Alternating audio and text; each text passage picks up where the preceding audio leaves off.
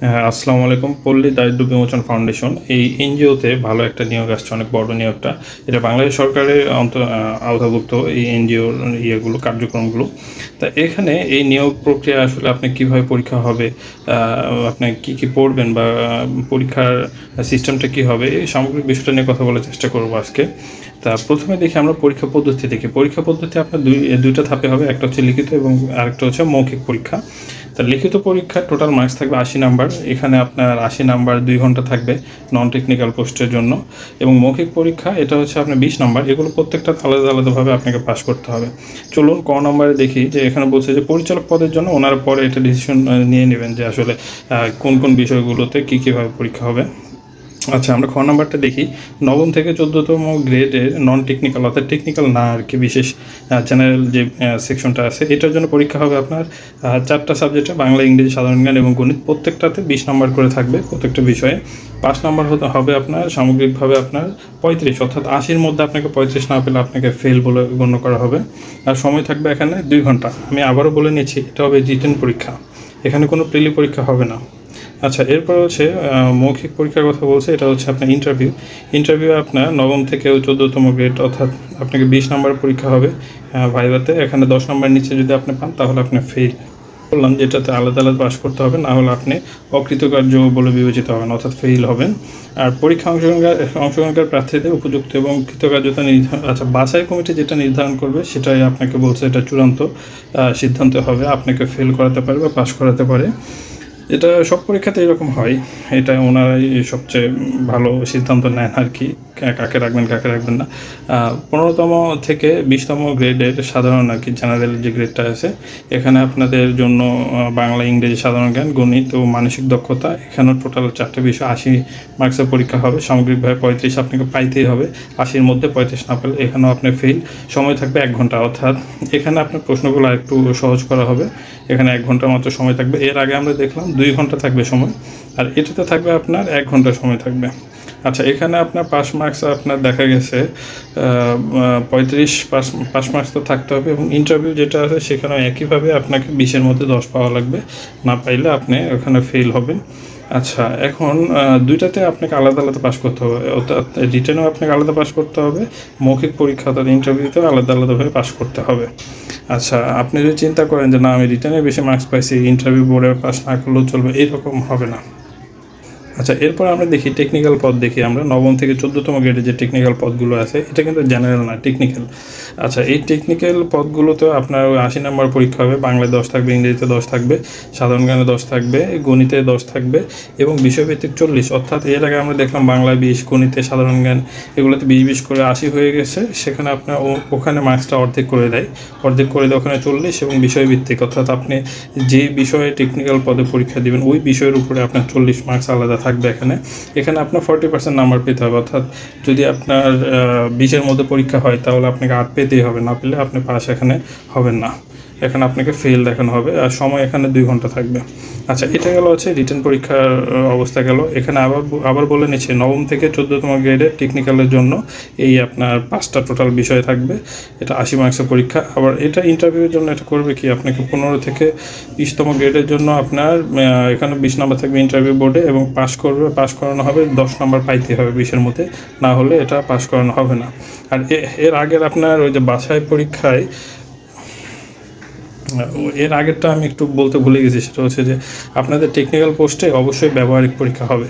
এখন ব্যবহারিক পরীক্ষার জন্য আলাদাভাবে পাস করতে হবে, এটা ওনারা পরে ডিসিশন নেবে যে আসলে ব্যবহারিক পরীক্ষাটা এটা কীভাবে হবে।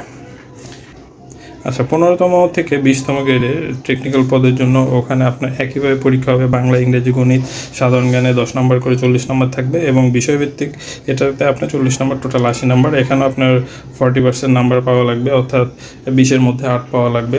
এভাবে আপনি হিসাব করেন টোটাল 80-র মধ্যে কত পাওয়া লাগবে। তারপর হচ্ছে সময় থাকবে আপনার 2 ঘন্টা থাকবে এখানেও। আর এখানেও আপনার একইভাবে ইন্টারভিউ হবে, আপনার 20 নাম্বার থাকবে, 20 নাম্বার থেকে 10 নাম্বার পাওয়া লাগবে, না পাইলে হবে না। ব্যবহারিক পরীক্ষা, মৌখিক পরীক্ষা সবগুলোতে আলাদা আলাদাভাবে পাস করতে হবে। যতগুলো নিয়োগ দেখতেছেন প্রত্যেকটাতে ব্যবহারিক পরীক্ষা, মৌখিক পরীক্ষা সহকারে যা যা আছে আলাদা আলাদা পাস না করলে আপনি অকৃতকার্য বলে গণ্য হবে। এবং এখানে আরেকটা বিষয় হচ্ছে যে আপনার এই যে টেকনিক্যাল পোস্টগুলো আছে এখানে কিন্তু উল্লেখ করে না ব্যবহারিক পরীক্ষাগুলো কী রকম হবে। তো আপনারা যে সংশ্লিষ্ট বিষয় পরীক্ষা দিবেন সেই বিষয়গুলোতে ব্যবহারিক পরীক্ষা অন্য জায়গায় যেরকম হয় ওগুলো ওইভাবে প্রিপারেশন নিয়ে যাবেন। আর ওনারা হয়তো বা এটা ডিসক্লোজার করবে না, একবার সরাসরি ব্যবহারিক পরীক্ষাতে আপনাকে পাঠানো হবে। আচ্ছা, কোথা থেকে পড়বেন এটা একটা বিশাল প্রশ্ন, যে এত পরীক্ষা হয়, আসলে এত আমাদের সাজেশন আশেপাশে দেখতে পাই, অনলাইনে অনেকে বলে 100 টাকার বিনিময়ে সাজেশন কেনেন, এই হবে সেই হবে। তা আসলে আলটিমেটলি এগুলো কোনো লাভ নাই। আপনি করবেন কি, লিখিত পরীক্ষার জন্য ওই রিসেন্ট পাবলিকেশনসের অথবা প্রফেসরসের বই পাওয়া যায়, ওটা 13তম 14তম 15তম 16তম গ্রেড যা আছে ওগুলো দেওয়া থাকে। তা আপনি এই রিটেন একটা বই কিনে নেবেন, বই কিনে নিয়ে এখানে যা আছে বিগত সময় আসছে সব প্রশ্নগুলো আপনার সলভ করে ফেলবেন, পড়ে ফেলবেন। আপনি দেখবেন যে আপনাকে এখানে এই যে বাংলা, ইংরেজি, সাধারণ জ্ঞান, গণিত এগুলো যা আছে সবগুলো ওখান থেকে কমন আসবে।